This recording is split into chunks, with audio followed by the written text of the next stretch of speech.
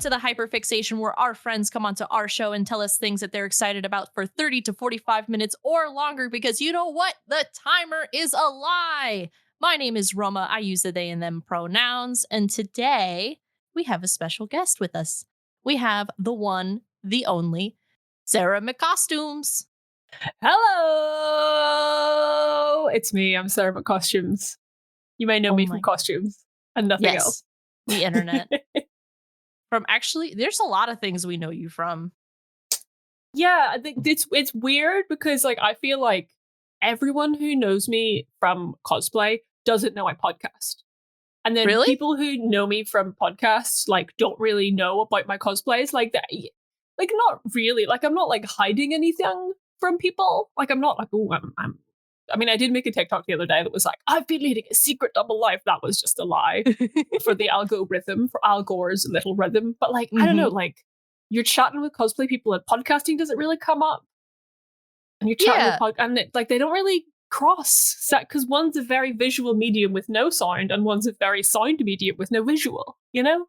Yeah, actually, now that you think about it, I could see how that can come up as a secret double life a little bit almost. It's just I'm so excited to finally overlap these Venn diagrams. Mm-hmm. We're gonna smush them together. Yeah, now kiss. And they're both boys. And they're both boys. The one thing that podcasts and cosplay have in common: they're both boys. They're both boys, and they kiss. I love that. But yeah. So before we really get into our topic of today, tell us about a little bit about what you do, like the things that you've done. Let's get to know you a little bit, just in case our listeners have not met you before on the internet. Yeah. So before we were chatting before recording, and you sort of like offhandedly were like, yeah, and like you're like a professional cosplayer. I'm sort of just a hobbyist. And I took all of my strengths to yell at you that no, that's not true. There's no such thing as a professional cosplayer. I'm not a cosplayer because what I am is like a costume maker and costume designer for like film and TV and stuff. And that does not in any way make me a cosplayer. Okay.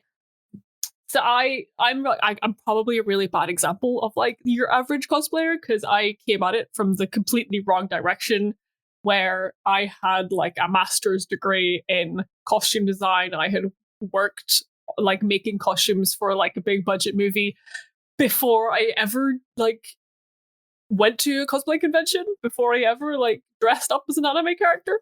That is so cool. Oh my god.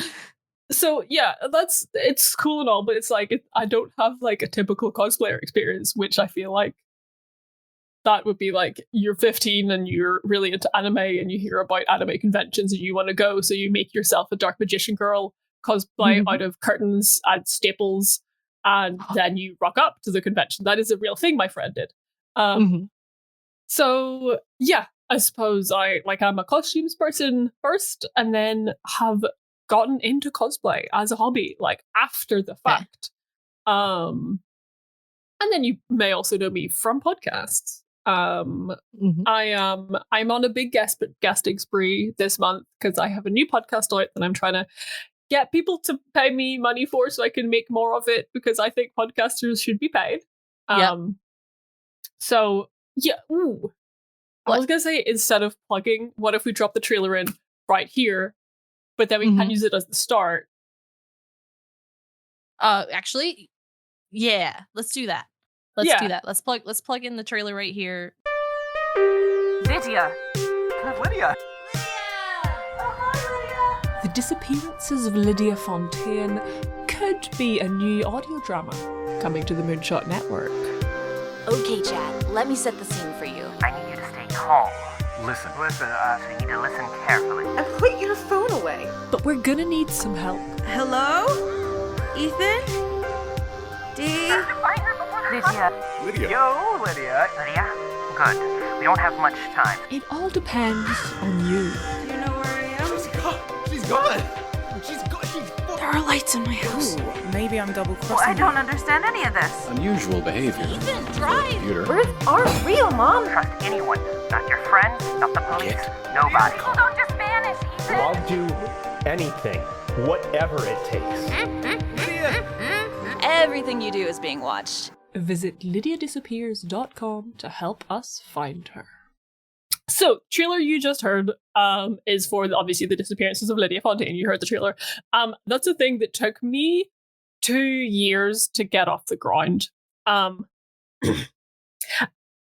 reason for that is part of what happened in those 2 years was I got into cosplay and stopped caring about podcasts as much. Oh no! So I think that it's appropriate here because I think cosplay is definitely to blame for why this took me so long. And that's okay. Like I was very overworked for a while. Actually, I'm still very overworked. I just like don't care as much for a while.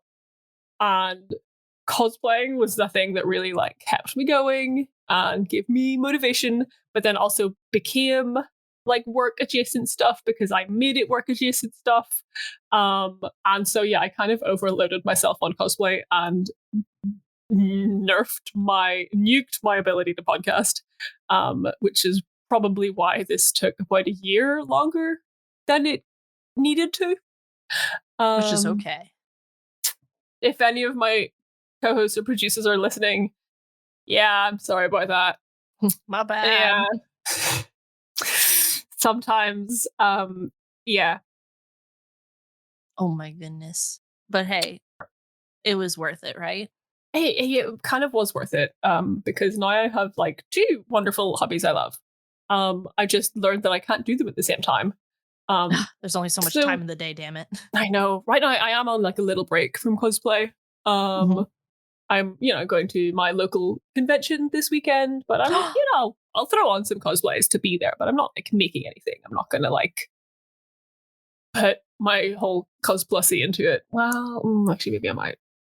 Maybe. Who knows? We'll I find out. might make like one shirt as a treat. Just one as a treat. Yeah. What's your history with cosplay? Oh my goodness. So I think it's kind of interesting that it's almost like we took a reverse approach in life with cosplay and then like costume making and effects makeup from opposite directions. So I was the 15-year-old who got super into cosplay because someone in middle school, or not 15, I think I was 12 actually. But I had a friend in middle school who was like, I'm going to this convention locally. I don't know if you've ever heard of MetroCon in Tampa, Florida. Nope.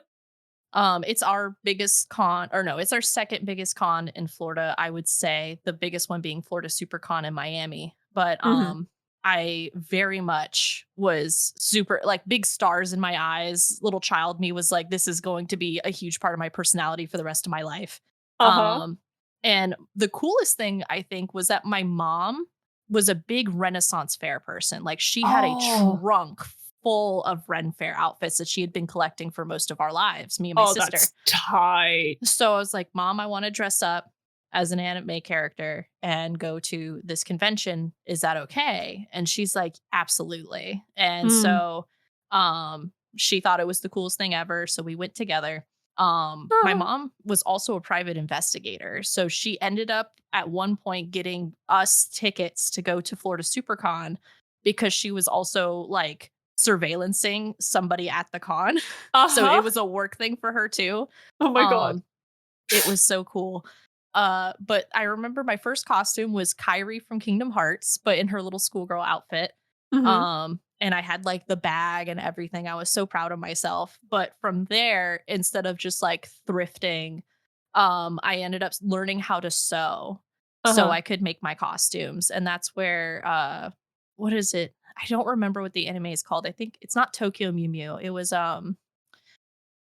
I don't remember. It's a very obscure anime, but I made the whole outfit from scratch, like the boot covers and everything. I turned a mop into a giant paintbrush. Like I was so proud of the outfit and just like scrapping it together.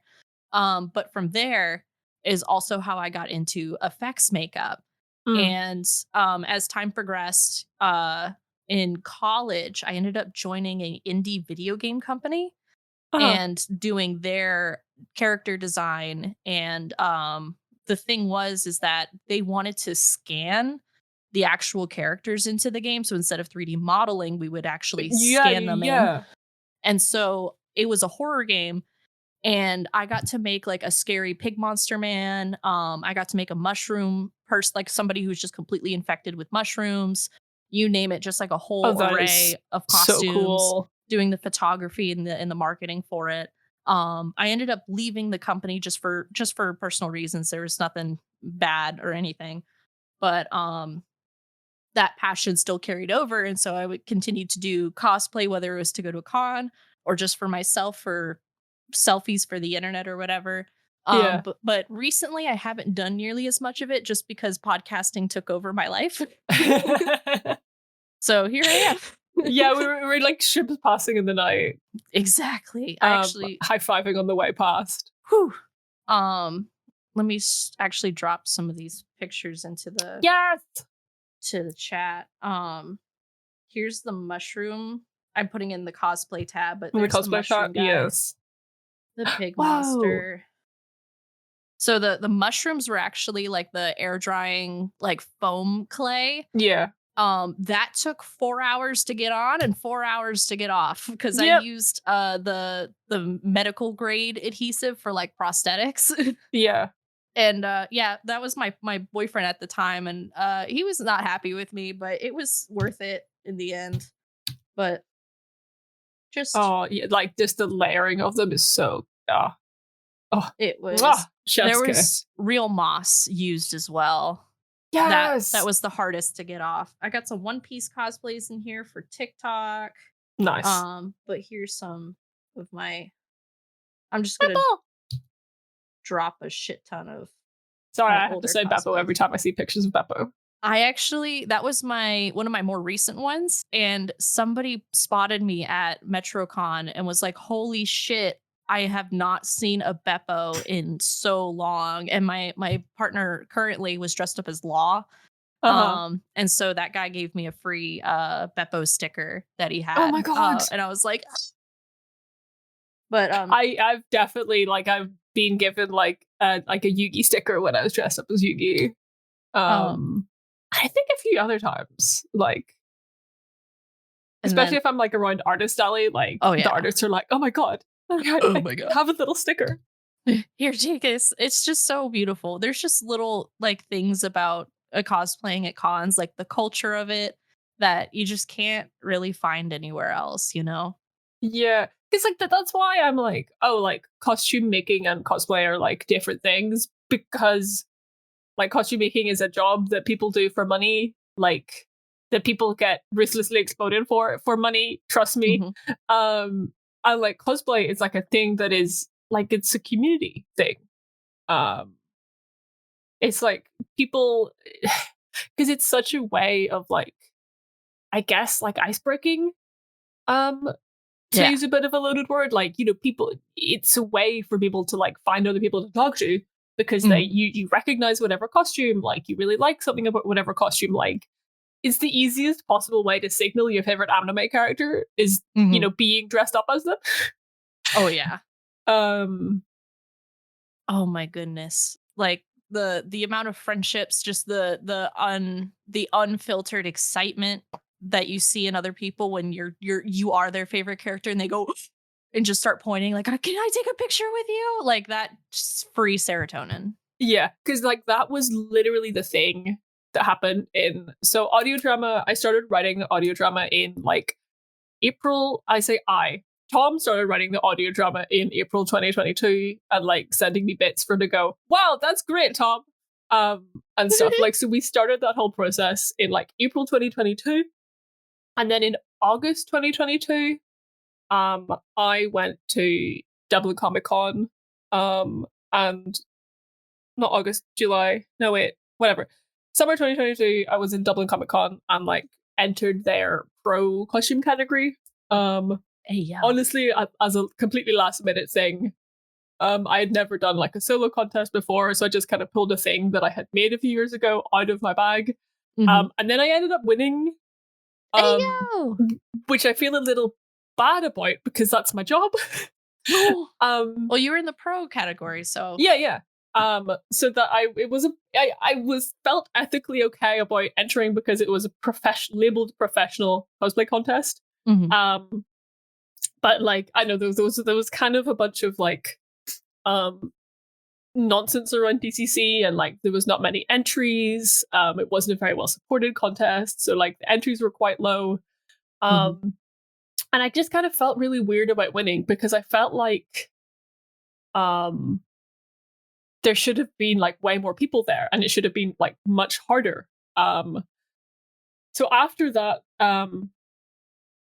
competition, like I went home and I was like, how do I make everyone around me better, I guess, like at specifically making and sewing, which is a very specific thing because I feel like everyone around me is already very, very good at cosplay, as in they're very, very good at enjoying themselves and having fun, because that's just inherently what cosplay is about. So I started like a little cosplay making club here in Ireland, which you can follow at NI Cosplay Community. Or there's different ones for different parts of Ireland, but I run the North one. But fuck, I've forgotten where I was going with this. That's kind of how it goes. That's how the show goes. No worries. Yeah. But like the thing that like drives me with that, and the reason I got so into that, is just because is seeing like the kids coming and making connections, and like you know, we run making sessions. We would also run like just like cosplaying events where we go to the park in cosplay, and just like being able to see like all the kids hang out and come and like see people's like journey of like socialization, and just like watch. I mean, it's been like a year and a half maybe of running that. And I'm like, wow, I've like helped the little queer teens like have better lives. You've made a difference. Oh my I know. goodness. It feels very nice. Yeah, no, can't remember where I was going with that. It's just good. It's just nice to do. So you've done a lot of costuming, you've done a lot of cosplay. Is there one in particular, or maybe a handful in particular, that you would say is your favorite, for whether it's like just your favorite character or just the process of making it was like really fulfilling? Yeah, so I don't usually cosplay characters because they're my favorite character. Although having said that, Sanji One Piece might have a little star beside him. But yet again, that was in the opposite direction. Whereas, like, had I ever like engaged with One Piece before deciding to cosplay Sanji, I don't think I would have been like, I'm going to cosplay Sanji because I like him. Do I like Sanji One Piece as a character? Unclear. Do I like the suits he wears? Hell fucking yes, let's fucking go. Let's fucking go. I simply see a character in a suit and I'm like, yeah, I'm going to cosplay this one. That one's mine. And sometimes I decide to do this before actually consuming the piece of media that he's from. So I've coaxed myself into a little snafu where I've now cosplayed Sanji One Piece so much that I'm like, yeah, I guess he's my favorite character now. But like mostly I pick builds based on the textile technique that I want to do, or the like thing that I want to try making.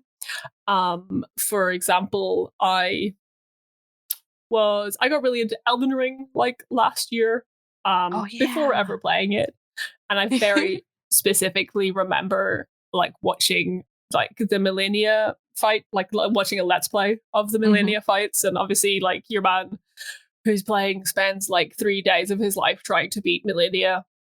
Oh my god. And then he beats Millennia, and then you realize there's a second phase to Millennia. Oh no! And she comes out again with these fucking huge, massive wings that are made entirely of butterflies. She's completely naked. And I look at that and I'm like, how would I make that? And then the cogs start like turning in my brain, and the cogs will not stop turning in my brain.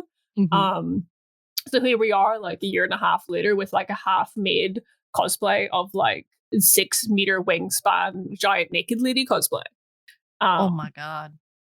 So like I like an engineering challenge more than I like characters, I would say. And like, you know, the engineering challenge in Sanji is like just making like a really well tailored 3-piece suit, maybe a 2-piece suit actually. I might scrap the waistcoat, but like there's tailoring is its own like engineering challenge, and I'm like, why I love doing that. Oh, I get it. I love complicated systems. It's my favorite activity. Yes, it's just like a looking at something, and I think that's why like specifically anime and video game cosplay really appeals to me, because it's looking at something that's like not quite physically possible. Exactly. And being like, how are we going to make this work?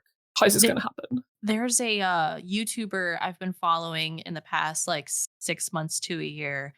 Do you know who Moonlight Jewel is by chance? I do not. So she makes dolls. But she specifically, how I got into her is, well, I love VTubers. I love VTubers so much. And they're also, you know, little anime people who have impossible outfits.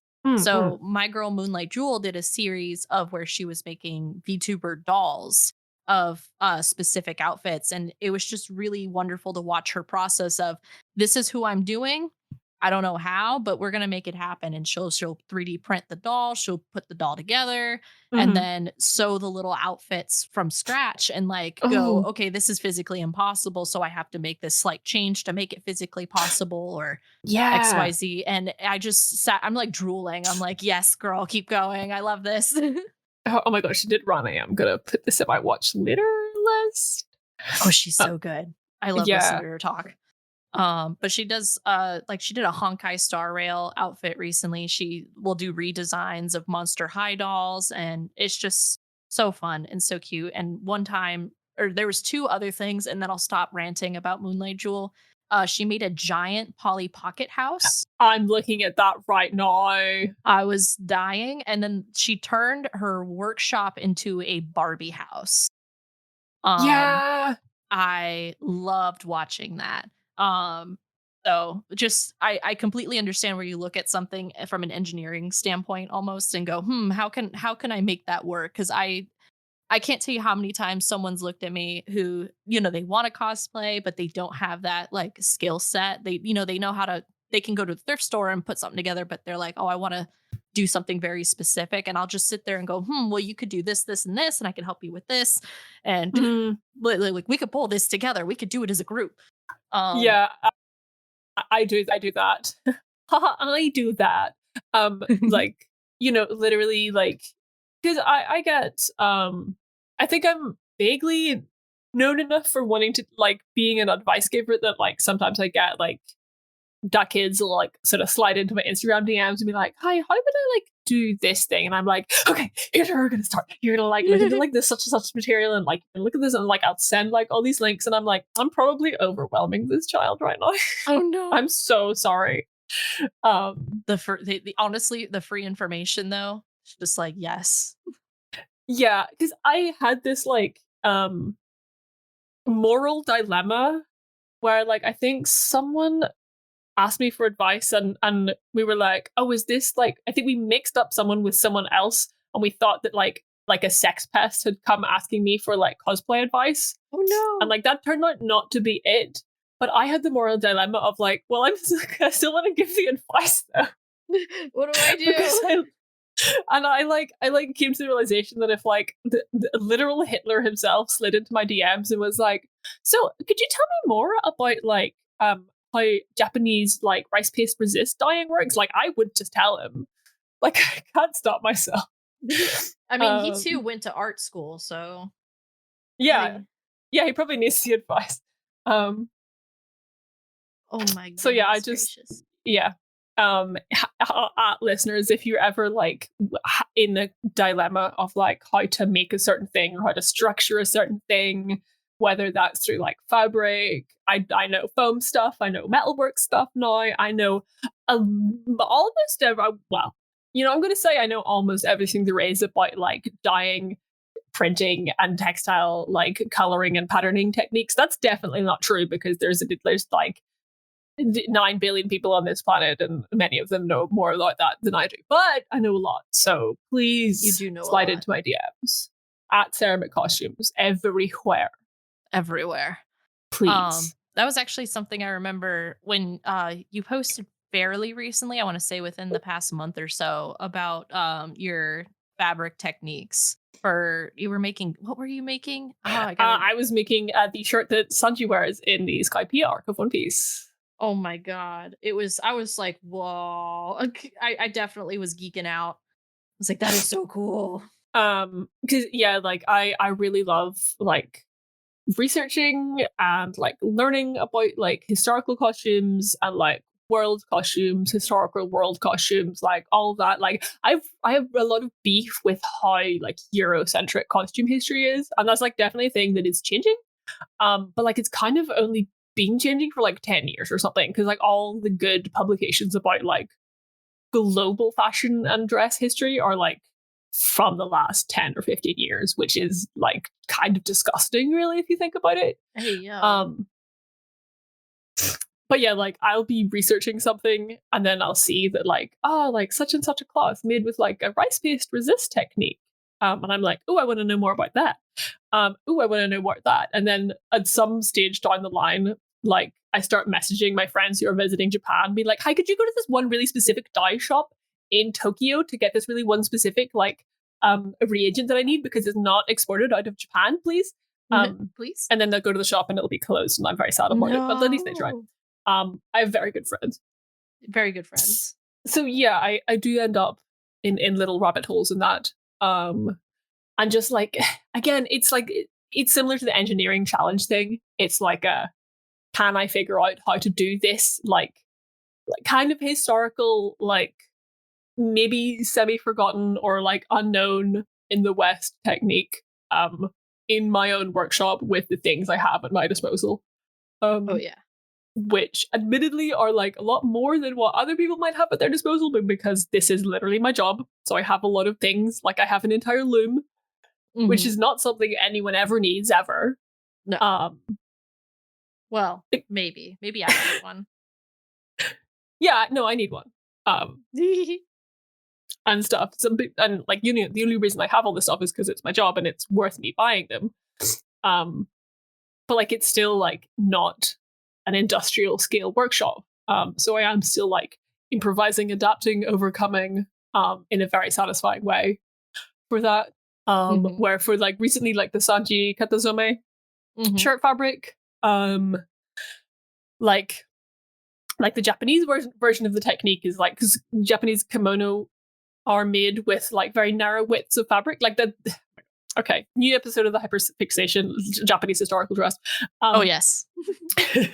Like kimono and like kaori and most like versions of like Japanese traditional dress are made using 13-inch wide strips of fabric, because that's how like Japanese textile production like developed, is with these narrow width looms and making very like long strips of fabric, which is then like it's so fascinating in like kimono construction. Like the fabric is never really cut, like it's cut along lengths, but like it's like the edge of the woven edge of the fabric touches up to the next woven edge of fabric. Like they're not cutting pieces out of the fabric like you would with like Western tailoring and sewing. It's just the strips. So because of that, like Japanese like dyeing techniques kind of like revolve around dyeing that specific shape of fabric. Which when I go to the fabric shop, that is not the shape of fabric that I'm buying. So like I'm having to like improvise the like suspension structures and like how to stretch out these like wide bits of fabric that I have instead of the Japanese ones in my workshop. And like you get so much help from like researching the historical techniques and be like, how did they do it? And then you get to be like, okay, well, how am I going to do this? Because I have access to like carbon fiber rods and stuff. Yeah. So I'm going to add that into the mix. You are so cool. That's just so freaking cool. It's from how my brain approaches things. I'm like, how can I just absolutely maul this thing that I got from Joann's Fabrics or from the thrift store and like MacGyver it into something cool? And then you're over here using like ancient traditional techniques and then MacGyvering it with modern technology. That is just so fucking cool. Good. I think like my approach is very much based on like my general like cosplay and costume making and costume design approach, I guess, like at work is based on like, well, what is the thing? Like what inherently is this thing? Like what is it for? Like who made it? Like why is this person wearing this costume item? Like and therefore like what comprises it? Versus I would say what is the Genshin Impact school of character design, which is like what shapes look cool in this character. Yeah. I have a lot of beef with Genshin Impact. I do think their character designs look very cool. Oh yeah. And my brain breaks looking at them because I cannot make any sense of what is going on. Yeah, no. I completely get that. I'm trying to think. What was the wildest? It only took us 32 minutes to start writing on Genshin Impact. Thank you. I had to look down at my timer and be like, oh yeah, no. Yeah, like I literally tab over to Reaper. I'm like, how long have we been recording? Yep, there we go. There we go. Sheesh. What? Brahma, tell me about your favorite cosplay that you've made ever. Oh god. Now there's my favorite cosplay that I've purchased, which is my Beetlejuice suit. I love my Beetlejuice suit. Beetlejuice is my favorite Halloween costume. That's you know how cosplayers make the best Halloween costumes, hands down. Yeah. I cannot tell you how fun it was to walk downtown in the city on Halloween on like a Friday night, and people interact with you like you would at a convention. Yeah. And I get to be in character and use the Beetlejuice voice to be like, "Hey, what's up, man? Yeah, let's go. Let's fucking go."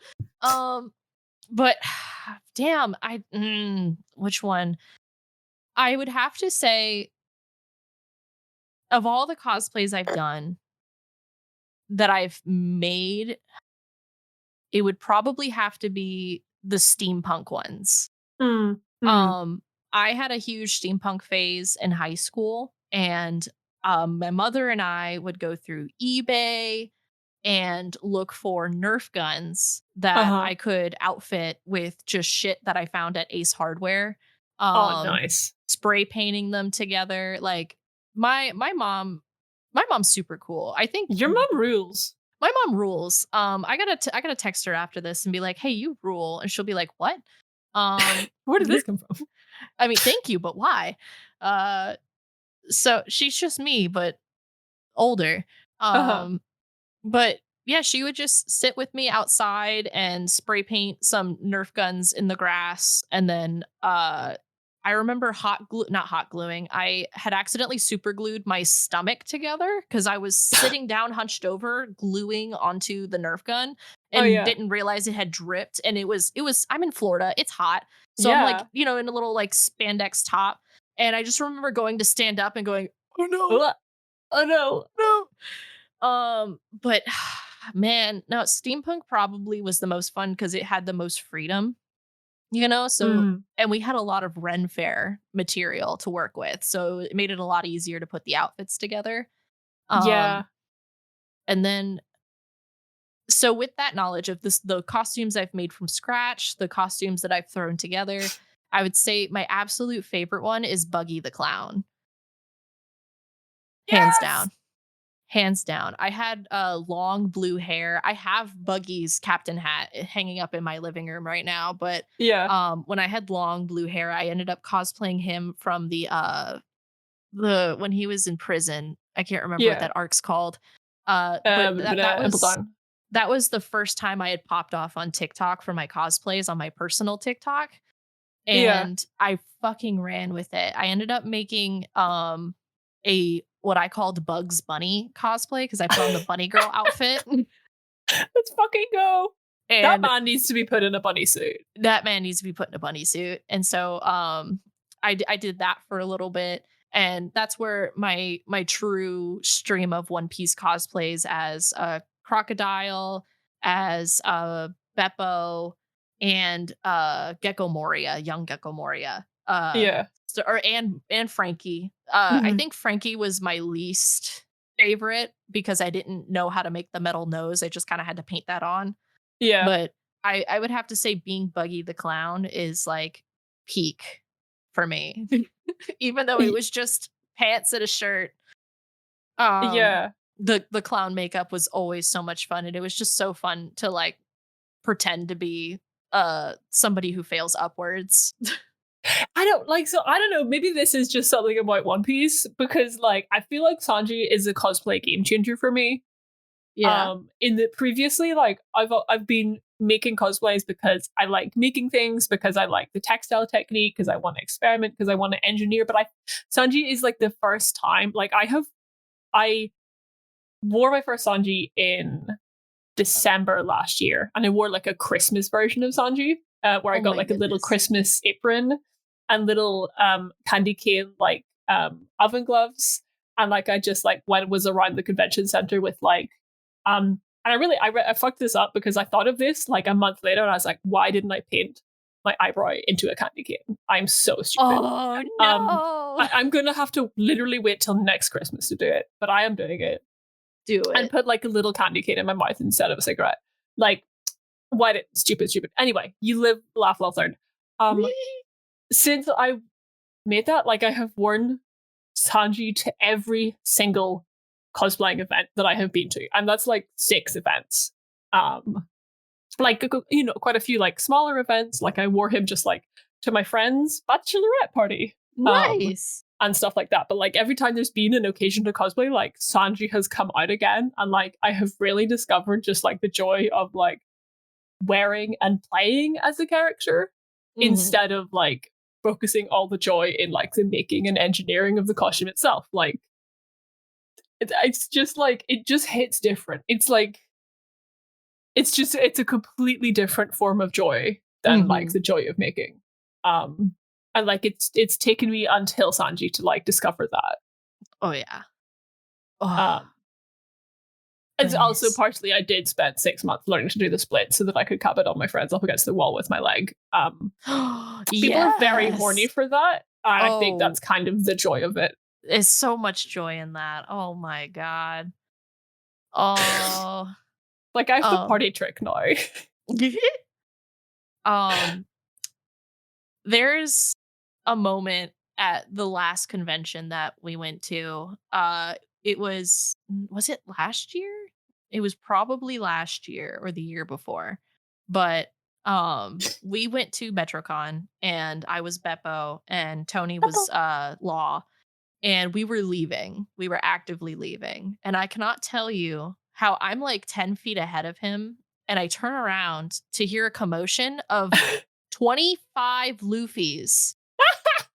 There was 25 Luffys who found the Law, my socially anxious Law, and just started going hard. They were just so hype. Every single one of them was asking him a different question. His eyes were like saucers. He's like, help me. I have it on video on my personal TikTok. I have to find it. Where's my phone? Oh, that's so good. But it was so beautiful. So even moments like that where it's a very like common cosplay, but that is completely fine. Just get together as a whole ass group. I like this absolutely be like like at I think it was London Comic Con, like, which is surprisingly a very small convention. Especially for cosplay, like, you know, we went, I was dressed as Water 7 Sanji. I just like we kind of hit the bar because like it's a small con and there wasn't that much to do. So we just all ended up just like at the one like place that sold beers at the convention, and we're just like kind of hanging out outside. I see like an Ace cosplayer from like across the room, and I like take off because I've had like 2 or 3 pints at this stage, and I'm just kind of like jogging. Well, I'm sort of stealth trying not to run in the no running in the convention area, like behind this Ace, and I just like go up to him, I'm like, Ace, Ace, Ace, and just like have like a very joyful like half cut selfie as Sanji and Ace, and like as I'm leaving, they're just like, man, seeing you Sanji like running up to me like with a full pint in your hand like was the most authentic convention experience of my day. I'm like, thank you so much. So I've been that Luffy. Oh yeah. Oh, there was also what's his name? Doflamingos. Every Doflamingo had beef with Tony. That was just completely incredible. And then I remember it's the anime I can't remember at all, but to see the antagonist of the anime that I was cosplaying, which was, you know, a very obscure anime that I can't even remember now over a decade later. Yeah. That was absolutely mind-blowing. Be like, yes, you're the one other person here. Yeah, because there's something like we're cosplaying something that is like well known and popular, and having people come up to you like all the time or whatever, like, yeah, like that's really fun. It could get quite overwhelming. But like it's the joy of cosplaying something that like you don't really think people are going to recognize. And then like someone does, and that's your favorite person of the day. Oh yeah. Yeah. And I think, I don't know if you have a person in your brain that's like this. I was just telling Tony about this today. Well, I told him about it like a week ago. He's been reading Boruto. And he's all caught up in Boruto. But I was telling him about how much Shikamaru is my favorite. I love Shikamaru. And there's this one cosplayer, a friend of mine, his name's Paul. He's the one person in the world who's like the perfect Shikamaru cosplayer. And it took me like an hour sifting through old photos from like a decade ago to be like, see, proof. This isn't the best photo, but he's the best Shikamaru cosplayer I've ever fucking seen. And he just lives rent free in my brain. Yeah. Yeah. Actually, I do. Who is it? Because there's someone that yes, it's. I was watching a let's play of Metal Gear Solid 3. Actually, specifically the Chip and Ironicus Let's Play of Metal Gear Solid 3, which is relevant because Grant Ironicus is in my audio drama, which you should go listen to. And like we put on the Let's Play because I just like wanted to think about and experience the video game of Metal Gear Solid 3 without playing it myself, because I'll never play a video game. And like Ocelot like comes on screen, and like I think it was my flatmate like walks in and was like, "Oh my god, Levin," as in our friend Storm's cosplays Levin, who cosplays Ocelot, but like the fact that like their first reaction was just like, "Oh my god, that's that cosplayer we know," while looking at like the character of Revolver Ocelot in the actual video game Metal Gear Solid 3 was just like so peak. Oh yeah. So yeah, like I definitely have like every time I think of Ocelot, like I just think of my buddy Storm's cosplays. I'm like, yeah, no, like he's Ocelot real. Yeah, real life. That's him. Perfect. No changes, no notes. Yeah, no notes. Oh, I am okay. Now I want to. It's been a hot minute. It's been a hot minute since I've made a cosplay, so now I've got the juices flowing. All right, what are you cooking? Tell me the sauce. All right, so I'm still One Piece pilled right now, and I'm definitely thinking about Yamato. Definitely thinking about Yamato. I gotta start planning. Like I've been cooking on it. I've been sitting on this Yamato cosplay for so long. I just haven't done it. I haven't had a con to go to. I gotta make this happen. Google, show me pictures of discuss balls.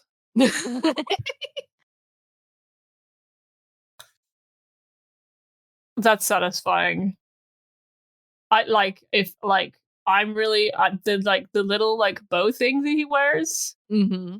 Like that makes my brain go purr. Like the big Sasuke bow. The big It is a big Sasuke bow. Yeah, I never thought about that. He's Sasuke coded. Sasuke coded. I don't know. I feel like that's definitely internal wiring to keep that shape. I'm probably gonna put some fluff around it with the different chunks of fat, but I don't. I actually saw a video of someone making like a sofa on TikTok. And like they made it like the sofa was a thing of of instant ramen. Like the little square noodly, like the block of dried noodles. Like the sofa was made to look like those noodles. And like that's you could so cool. It was like really, really cool. But like what they did for it was just like so massive, like strips, stuff all the strips. Like they stuffed so many strips. And I was watching this video, I was like, this took you like 2 weeks just to stuff all these strips. Are you okay? Mm-hmm. But this is a lot less strips than that. I'm seeing, and you just like, there's just wire unwrapping and brr, brr, brr, brr. Yeah. That's my brain. And part of me was wondering if I should just twist like tubes of fabric around a wire so it wouldn't be quite exact, but it would just be like long, fluffy tubes, but that wouldn't be quite direct. It would need to be really sturdy wire as well. Yeah. Because they are quite grande. Yeah. One thing I use quite a lot is fiberglass rods, which I don't recommend anyone use ever because they are like they give you horrible, nasty splinters. Yeah. But they're the things that I used inside my Phase 2 Millennia wings. Mm-hmm. And that is how I have achieved like a 4 to 5 meter across wingspan. Which supports like several thousand butterflies each. Yeah. So that I like they're like the things that are used in like making kites and stuff. And they're like really light, but like they don't stay in shape like wire would. Like they're like boingy boingy and like spring back into shape. Okay. I could post links. Well, actually, no, I can't really post that. I could like, post links to shops in the UK, which don't help you. Hey, it'll still be good references. Yeah. But at least this cosplay, I think that's probably the most difficult part would be that big bow. Besides his club would definitely be interesting to put together. Yeah, one thing I haven't really gotten into is props and weapon making. Because like I carried around a big sword for the first time, like around a convention this December, and it was so fun.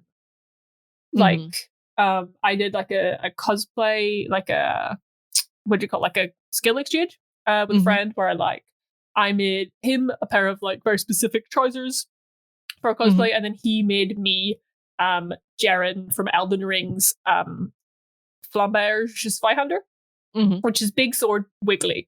And that I didn't have to make it myself. Like, again, my friend just kind of like wanted the challenge of making the sword have wiggles like that in foam, which he pulled off beautifully. So we just came to a little agreement, and I got a free sword and he got free pants, and I got to carry like a big sword around the convention. And then sword. As soon as I did it, it was like, oh my God, I completely understand why people do this, because big sword.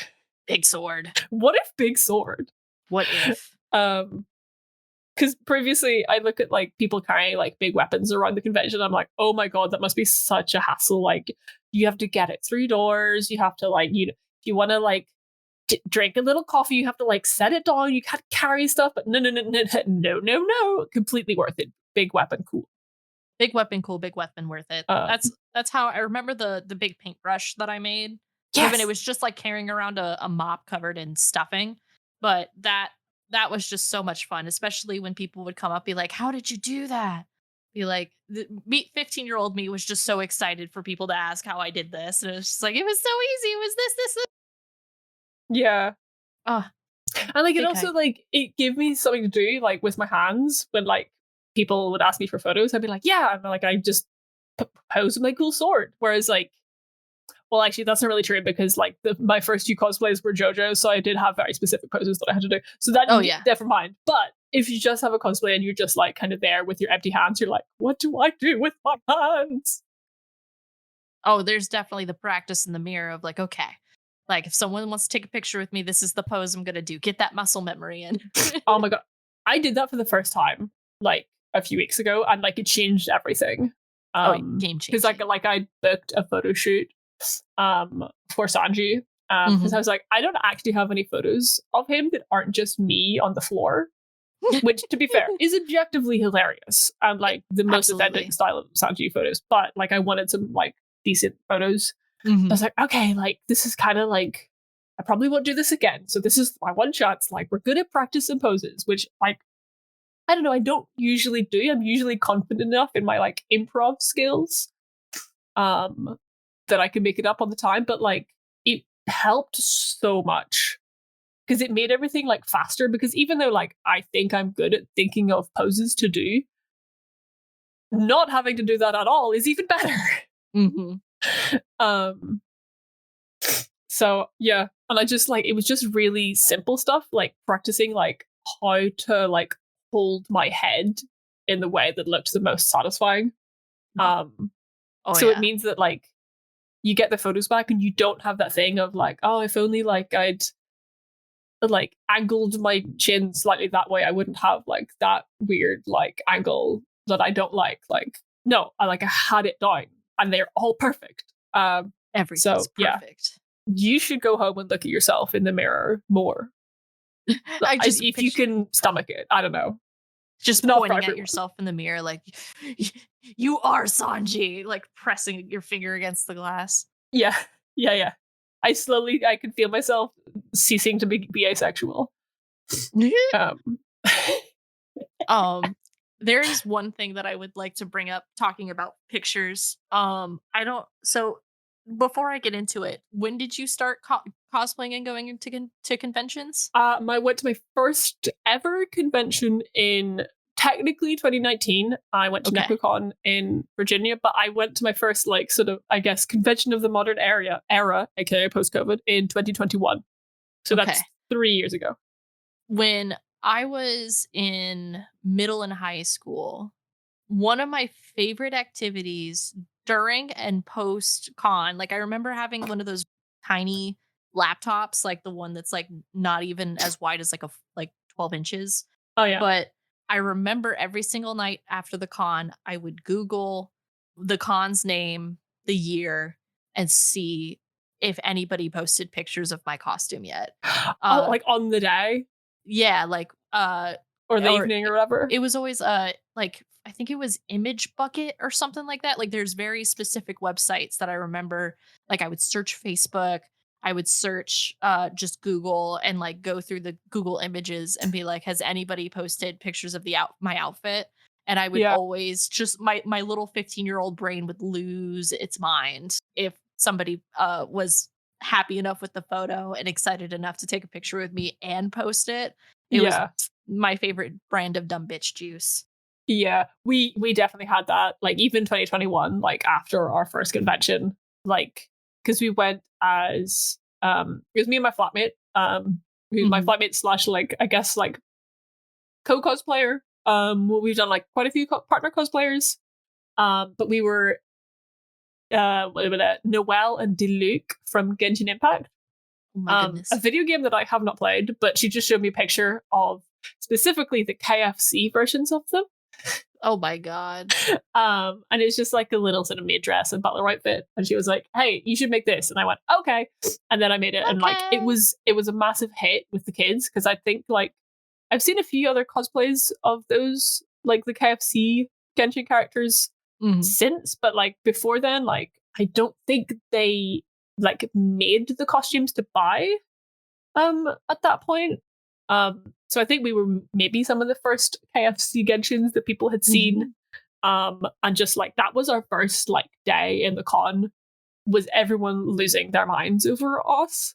And like, yeah, that fucking got us. That rules. That absolutely rules. We were like that evening, like in the hotel, like even at like the moment the con closed and we're sitting in the pub, we're like, all right, hitting Instagram, like looking for the tags, be like, come on. Where are you? Like we were just lost in the sauce. You know, it just which really occurred is to me. the sauce of getting attention at the end of the day. Like, let's be real.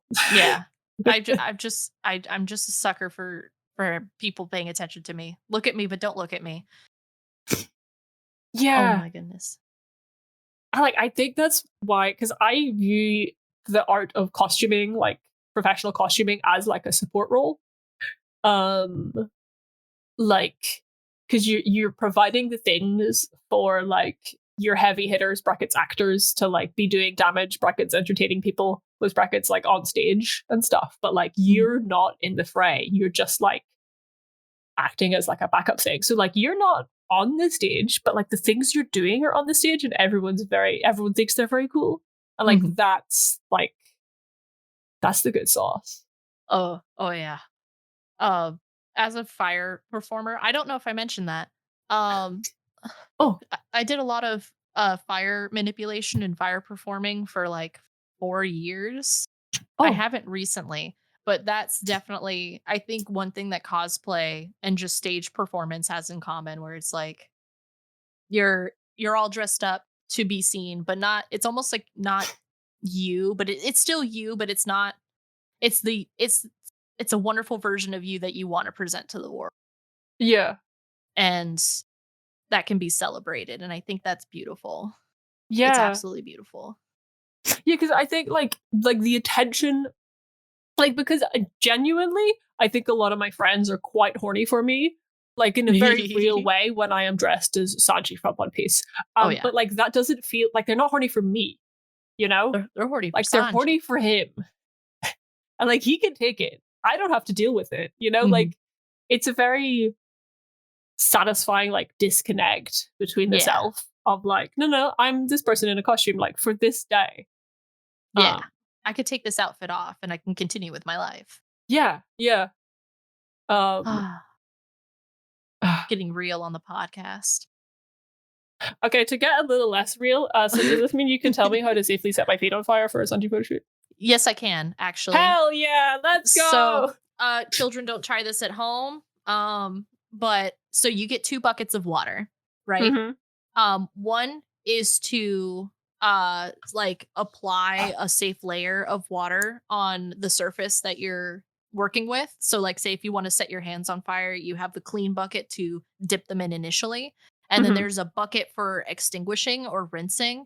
But pretty much you're going to get a third bucket or a third container that has soapy water in it. So like Dawn dish soap, where it's nice and sudsy.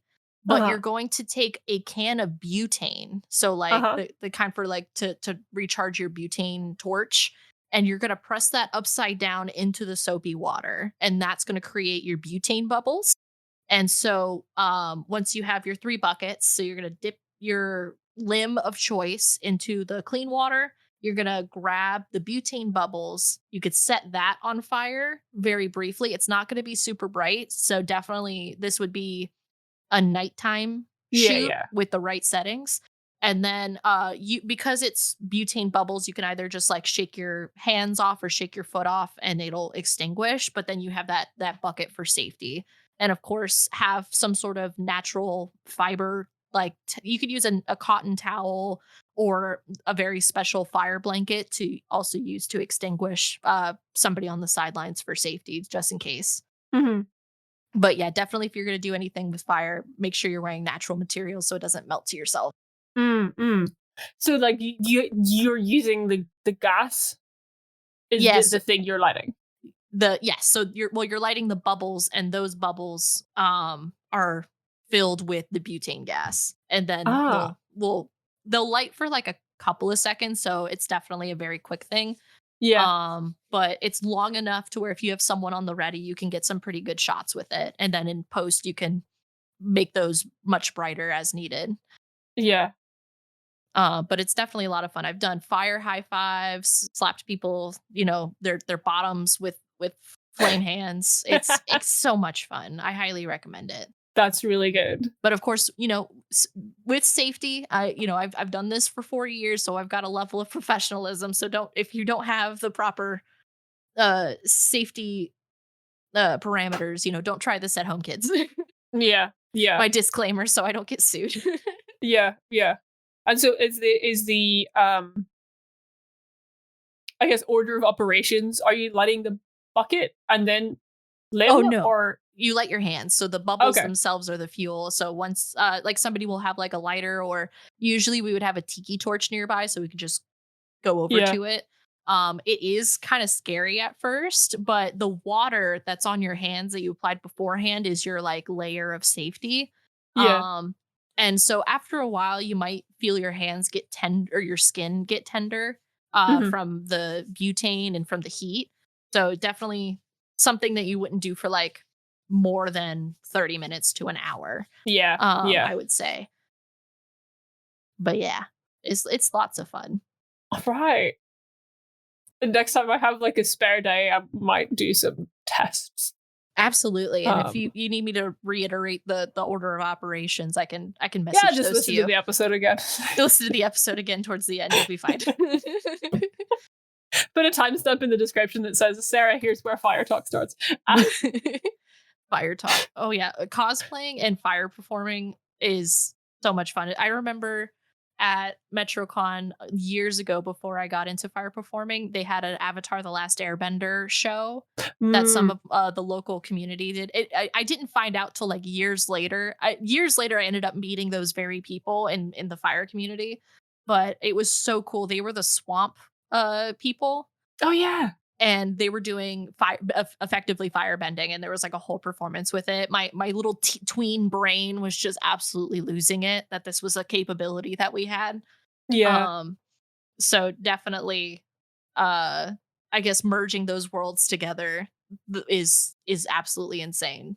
Yeah, because I have worked with a few fire performers like in costuming things, and they've been very, very specific about like, okay, here's what I could wear for this thing I'm doing. Like, I've had people doing like some body burning stuff, some like fire eating stuff, and it's mostly been like, hi, yeah, just tell me what to buy, dog, and I got you. Like, I have no say in what you wear because you know better than I do. Yeah. But it's always been just like the coolest shit. It's so fun. I've known a few like professional grade, like people who've worked for like Disney World, where there's like a special spray you can get. So say if you are in an outfit that's not technically fire safe, there is a fire retardant spray you can get. Flambeau spray. Yeah. The stuff that tastes really weird. Don't ask me how I know that. But I imagine it doesn't taste good at all. God. It's not good. I've done stuff for like set dressing. Where just because of the venue, like for their risk assessment, they were like, hi, you need to like flambeau this entire like soft sculpture you've done. I'm like, okay. Cool. There's no reason why this will ignite, but okay, I understand that you guys have insurance qualifications or quotas you need to meet. You know what? Maybe I need to get ripped and do an Ace cosplay. I have an Ace hat. Wait, that's like the perfect combination. Okay, so when are you coming to Florida? Hyped. I am planning on going. My next American plan is I'm thinking of going to MagFest. Where is that? That's like the start of January. Oh, but where? It's like the one the famous the Gaylord in Baltimore. The one that Katsucon's in. The one that the one with the gazebo, the capital G gazebo. The capital G gazebo. The capital. Hang on. Okay, where's the Gaylord? I don't know. I'm not super familiar with Baltimore. I've been there once. The traffic was terrible. I think it's just like slightly outside of Baltimore, but it's like the one that Katsucon is in. Which is like what I think of as like the big American cosplay convention. Okay. And And it's the one with like the famous gazebo in it that everyone wants to take cosplay pictures in. Okay. And I learned recently that the reason that Katsucon popped off, or one of the reasons that Katsucon and this venue popped off as a cosplay place, is just because the lighting's really nice in there and all the pictures look good. Oh, fuck yeah. Okay. Which is so funny, but like makes so much sense. Okay. So January 2025. Yeah. But like after then, I think that's me. That'll be me breaking the seal on American conventions and like. And then eventually I'll get you to Florida SuperCon.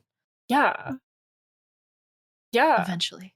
Isn't one of the like holiday Matsuris in Florida? Yes, it is. It's in Orlando, I believe. Okay, no, that's a con that's on my like that's where you know what? That's where Candy Cane Sanji's gonna come. Yep, Candy Cane Eyebrow Sanji, let's go. Let's go. Roast my chestnuts. Roast my chestnuts. Something. Oh my goodness. We're a little bit over an hour. Where are you at? Do we want to keep running or do we want to start winding down? Feeling like we should wrap up. Okay. Like we could probably keep going, but if we keep going, it'll peter out. So I think we should wrap up while things are high and juicy. Righteous. Okay. Why did I say it like that? Ripe and juicy? Yeah, why did I say high and juicy? High and juicy. My brain auto-corrected for you. It's all let's see. Did you have any closing notes on the topic? Boy, I got no notes. I guess my like to return to sort of a philosophical approach. Is like I'm like dragging my little soapbox out here, and I'm like sitting on it backwards because that's a thing you can do on the soapbox, and I'm like leaning on the soapbox, and like because I feel I'm very apprehensive that like I scare people in cosplay because I'm such a sicko for making specifically. Because like that's the avenue that got me into cosplay. But like now that I'm here in like the pit, in the costume pit, like I'm kind of realizing that that's really not what it's about. And that actually like I'm wrong for having started like this. In that just like the joy in cosplay is so much about like the community and like friendship and about like the interactions and like the fun times that come out of cosplay. Because it's like the least fun that I've had in a cosplay is like in something that I've like slaved away making and like that isn't quite comfortable enough to wear, even though that's like I've put all my like skills into it. Like that's like not like that's fun in a way, but it's not like where cosplay really like pops off. Because where cosplay really pops off is like when you have like an incredibly stupid, silly thing that you've made yourself and that brings you joy, and that like your friends have fun in. Like the stuff. Like one of the things that popped off the most for me, specifically on TikTok, was a version of Tamaki Suo from Ouran High School Host Club. Oh my god. Where I drew the like stink lines, like the depression lines on his face. And I printed out a bunch of little mushrooms in paper and I stuck those to his purple jacket. I remember this. Which was also a thing that I thrifted. Because there's like, if you don't know Ouran, which good for you, or sorry that happens, both of those things. Oh my god. There's like the bits in the shows whenever this character like I don't know is rejected for whatever reason and he goes and sits in the corner and like the animators draw mushrooms on him to show that he's having a bad time. And just like that bit, like people went feral for it. Like I had people like having war flashbacks to their teenage childhoods of Ouran, like in completely random areas of TikTok, and like that's that's kind of where it's at. Like it's the joy that you find. Like it's not like, oh well, I like spent 2 years researching historical Japanese textile techniques to like so I could recreate this one very specific t-shirt from like an arc of One Piece that people apparently don't like that much. Like that's not where it's at. That's where it's at for me personally because I'm a sicko, but that's not cosplay. It's cosplay is so Sorry, I didn't mean to just like jump in there. No, that was the end. I'm like, I'm getting perfect. off the soapbox. I'm like kicking it down the street. I'm sorry. Did you want the soapbox here? Oh yeah, thank you. I'm gonna put it here. All right, I'm gonna sit crisscross on it Oh, and be nice. like, did I have anything good to say? First, I'd like to say I've watched Overrun High School Host Club 3 times. And when I saw that TikTok, it did give me war flashbacks in the best way possible of my glory days. And I loved it. But I love how, especially with this podcast, with the hyperfixation, it's definitely a bit of a celebration of info dumping for my fellow neurodivergents. Of this is our love language. This is how we sort of feed and thrive with our inner child. And cosplay definitely falls in that category of we are letting our inner children just play pretend with other overgrown children, and it's so beautiful. It gives me so much joy, and yeah, it took me till being an adult, I think, to truly understand that. But yeah, I just I love cosplay. I love healing that inner kid. Like let's go. Let's keep doing it. yeah. People tell me that like you used to be expected to like give up cosplaying when you were like in your 20s because it was like perceived as being a thing for teenagers. I don't know if this is like a UK scene thing or what. I mean, I have not heard of as a vaguely gesture at my mother. I have not heard of this. Yeah, like, and this was like so like alien to me because because the reason that we were talking about this is because I'm organizing like a cosplay elder advice panel for this convention in Belfast this weekend. So we're getting like a bunch of cosplayers who are over 30 to like, you know, come and tell us about the good old days and how things used to be. And like one of the discussion points was like, yeah, like we used to think that we would have to stop cosplaying. So the fact that we are here and we're 30 is like the most beautiful thing in the world. Mm-hmm. And like my favorite thing is like seeing like I was like not parents with their kids as like a middle-aged parent with like a young child kid, but like people in their 20s whose like parents are cosplaying with them. Like that's the best shit in the world. It's absolutely the best. Or seeing cosplayers who are like having children, and who are like, is it ethically okay for me to like dress up my child? Oh, I mean, we were gonna do a Spy Family cosplay with our kiddo. They love Anya. They love so much, and so it's in the works right now. It's for the three of us to be the Forger family. That's so good. It's so great. But yeah, like everyone should at least try cosplay. Give it a go. Give it a whirl. Yeah. Whether you buy it or make it yourself, it does not matter. Yeah, because like what you see online of cosplay of just like some like attractive European person in their like mid-20s who's doing like the most insane shit with phobe, like that's not what you're trying to do here. That's a very particular special niche. And where it's at is just like going to the convention, just sitting in a corner or dressing up and having a good time, walking around yelling at other people.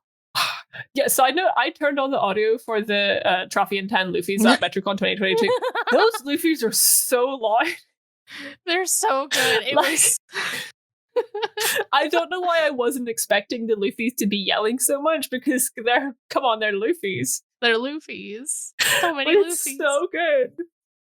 I think that might be what I put at the beginning of the episode, actually. Like lowered down the audio, but just... Oh, of the Luffy's? Just screaming Luffy's. Yeah. Oh my god. 10 screaming Luffy's. 1 Traffy versus 10 screaming Luffy's. Was that our outro? Well, we're almost there. Let's one more thing. So, hey, just one other thing. One other thing. Where can we find you on the internet? I know you mentioned it before, but tell me again. Yes. Hi, I'm Sarah McCostumes. You can find me everywhere at Sarah McCostumes. That's Sarah with an H, MCC Costumes. And yeah, you can find me pretty much everywhere. I'm post nice pictures of cosplay on my Instagram, but the most important part of my Instagram is, of course, my Instagram stories, where I'm posting all my progress, posting the how I'm making stuff. I do really enjoy making progress TikToks and like filming what I'm doing and then making like a compilation video of how this thing came together on TikTok. People sometimes comment, they're like, thanks for the tutorial, and I'm like, I did not explain anything about this. This is not, are you so used to bad TikTok tutorials that this is what you consider a tutorial? Buddy, if I am tutoring you, you will know. But like, if you want to see a bit more about my process, like TikTok is the place to find that. And then Twitter, I mostly talk about podcasts and podcasting. I'm trying to smush together the two Venn diagram circles that are both boys. Yeah, that are kissing. Yeah. Yeah. But yeah. And you go find my podcast in my Twitter bio. I don't fucking know. Mostly, I would like you to listen to the pilot episode of The Disappearances of Lydia Fontaine. And if you like it, then I want you to give us money to make the rest of the season. Yes. But first things first, listen to it. Enjoy it. You can find it on podcatchers, or you can go to lydiadisappears.com and listen to the episode. There's a really cool video version on the Moonshot YouTube channel, which is, I put together just some like little visualizers and scene setting things, and you can have a good time with that. So yeah. Fuck yeah. Thank you so much for having me, Roma. Thank you for being on the show. I think I'll put my plugins in post. So, fuck yeah. Thank you. Thank you for coming on the show, and thank you for sharing everything that you've done. Oh my goodness gracious. Thank you for listening to the Hyperfixation podcast. You can find this podcast anywhere at the Hyperfix Pod, especially on Twitter and TikTok. You can find me at I Appreciate Your Butt. That is IAPPRECI, the number 8 URBUTT. Anywhere, especially TikTok and Tumblr and Twitter. This podcast can only happen thanks to the Moonshot Network. You could find them at Moonshot Pods on the Twitter.com and Blue Sky and Tumblr, or Moonshot Network on Twitch.tv and our YouTube channel. You could support us on Patreon if you want to. You could be like our many wonderful patrons, such as Morgan Gate Levin, Hello, Hey It's Ken, Pictura is the cutest kobold, and Ver. Thank you so much, patrons, for making this show possible. We greatly appreciate you.